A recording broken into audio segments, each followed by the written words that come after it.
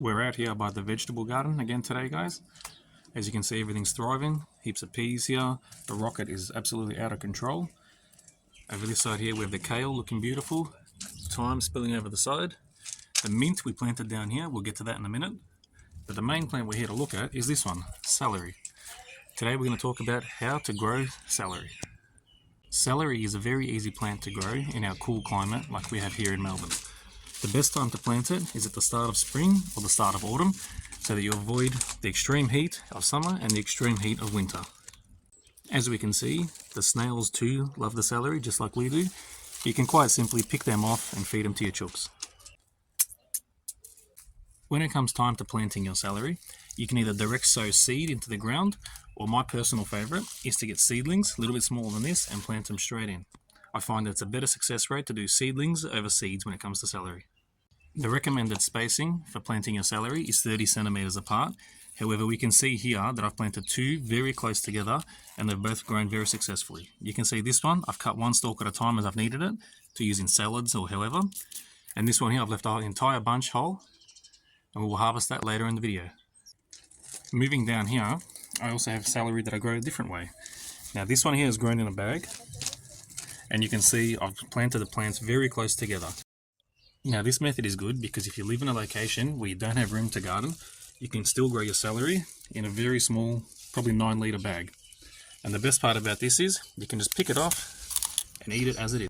From when you plant your celery to this stage here where it's a completely full bunch, takes about 14 weeks. So it is a long time, but well worth the wait when you taste it.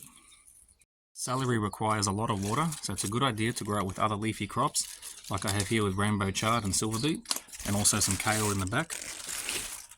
There's a few different ways you can harvest your celery. As we said before, you can take one stalk at a time and just use it in salads or eat it how it is.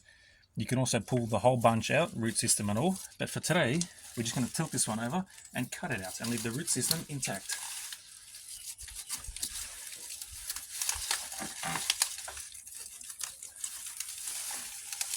And there we have it. Our entire celery bunch. Look at the size of it.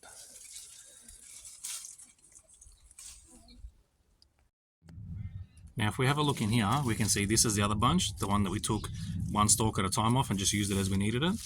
Here's where the one we just cut out was. And if we step back and have a look, our bunch of celery is actually taller than our birdie's raised garden bed. It's just beautiful. Look at that. Dwarfs the bag that we've got the other celery growing in.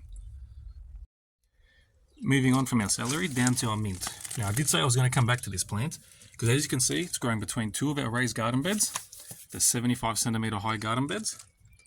And if we have a look, it's planted here.